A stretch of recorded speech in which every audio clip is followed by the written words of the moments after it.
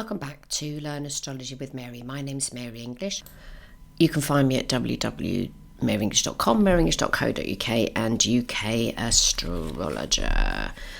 Hello, how are you? Now today I just wanted to say thank you to everybody that came to the webinar on Friday night, and I apologise to the people that didn't manage to get into the room. Now Skype Meet Now, which I use for webinars, is usually a pretty good bit of software and does the thing, and you can have 100 people attend, and I had 45 people who had signed up. And when I sort of clicked to start the session, people were trying to get inverted commas, into the room, and they kept getting a message that there were too many people. And there weren't too many people, so Skype obviously had a funny 5 minutes. And so I'm very sorry to the people that didn't manage to make it actually into the room. So I have told them, and if you're one of those people, that I will repeat the questions on this Friday coming. So those people that had attended and couldn't get into the room, I've recorded. Luckily, that all went really well, and there were 12 lovely people that I was with, but the other 20-something people who couldn't attend, Anyway, it's all uploaded to YouTube, so you can watch the video, and if you have any questions about it, you're very welcome to join me and the others to have a chat about it. And I'm just trying to find my diary at the minute. 1 minute. So we're going to not repeat the session, because I'm not going to do the presentation all over again. There's no need to do that, because you can always watch the presentation itself and the questions that were asked by the 12 people that were there. And that's all up on YouTube, on my YouTube channel, which is just YouTube/Mary English, nice and easy.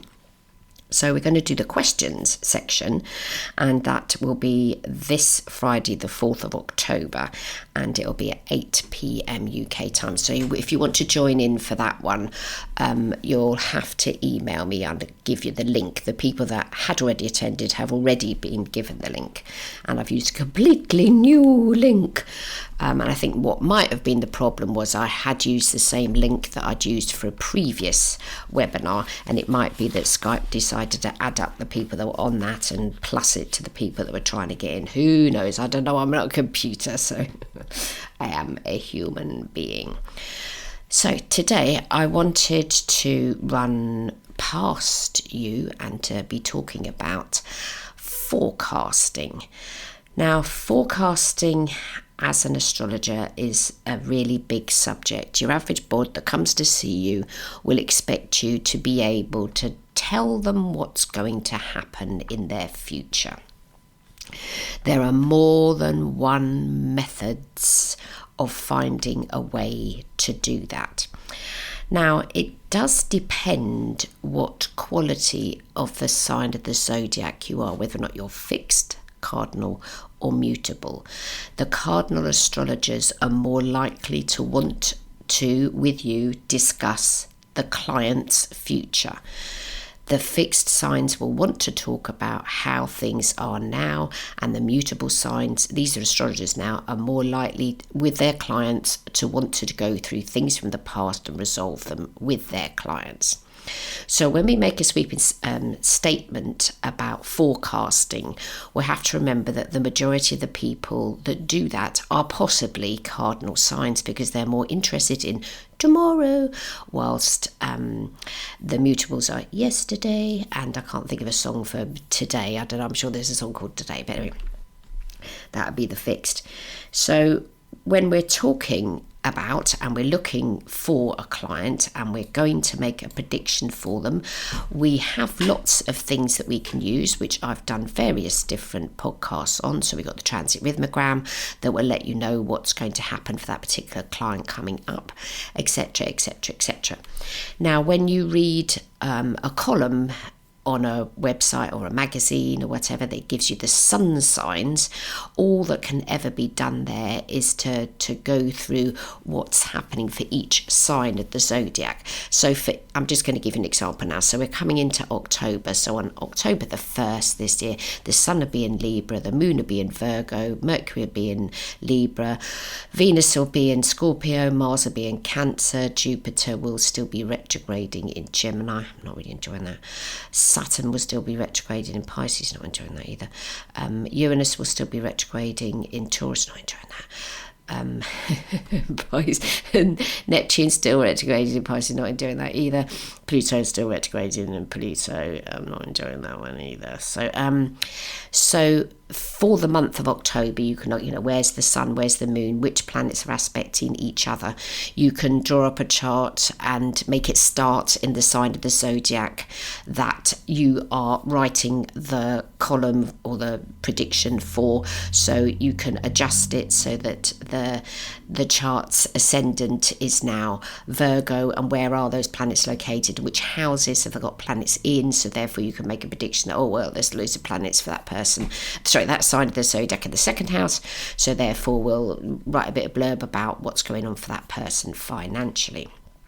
But in all of any prediction method, we have to remember that we have a real, live, living, breathing human being either directly in front of us in the room or online, or, as in my case, because I do pre-records, somebody that's living and breathing will be listening at some point to whatever it is that you're discussing with them.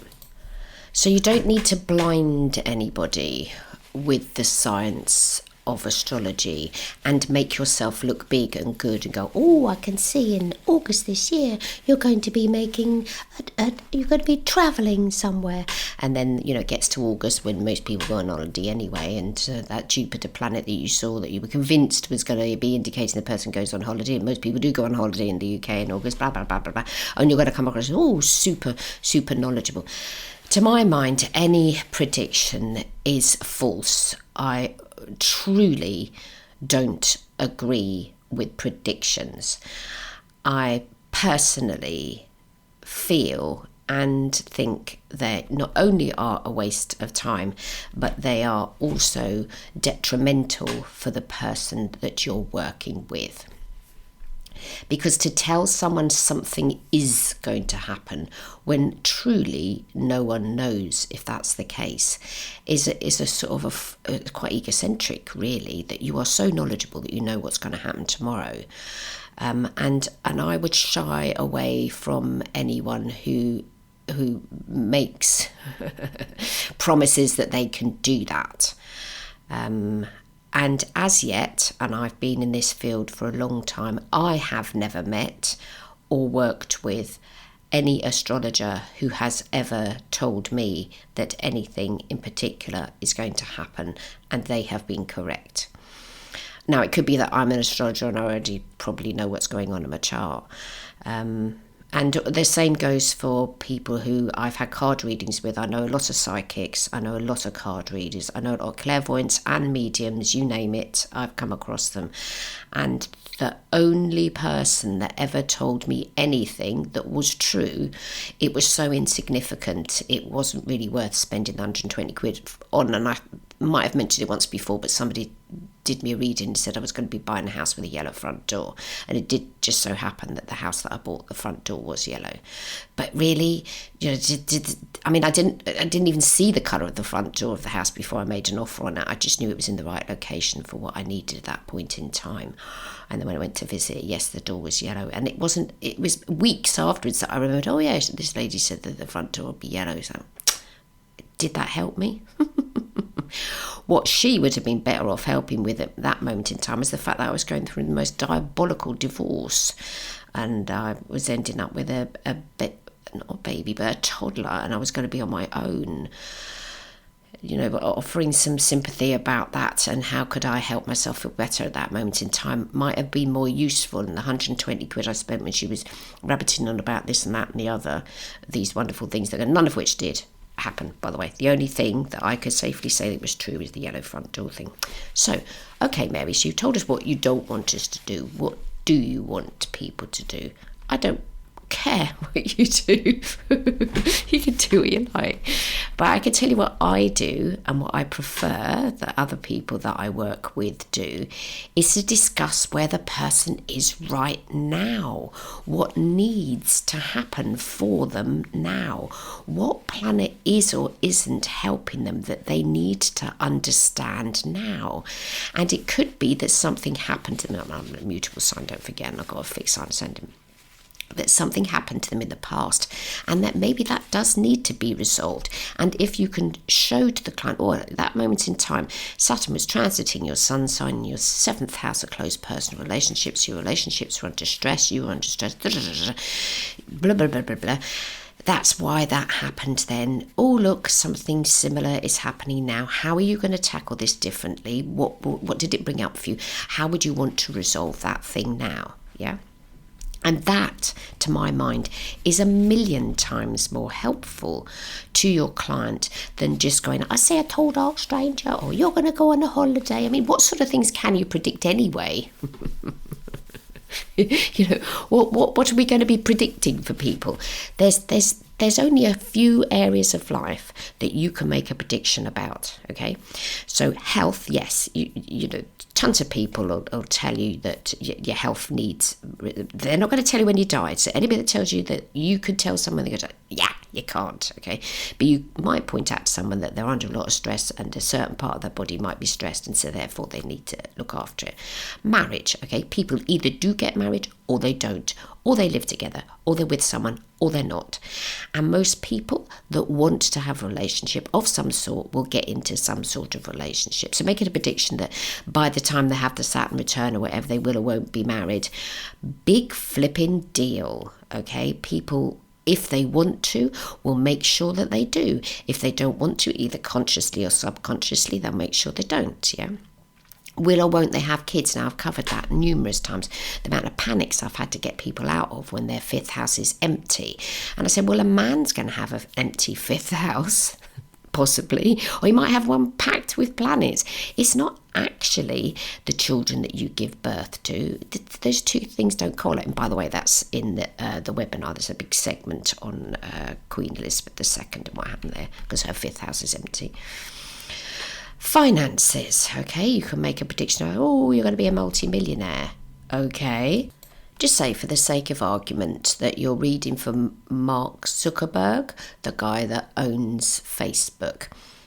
And he's at university and you're reading for him. You go, oh, I see in here that you're going to make a load of money by... how would you even know that they're going to make a load of money and create Facebook?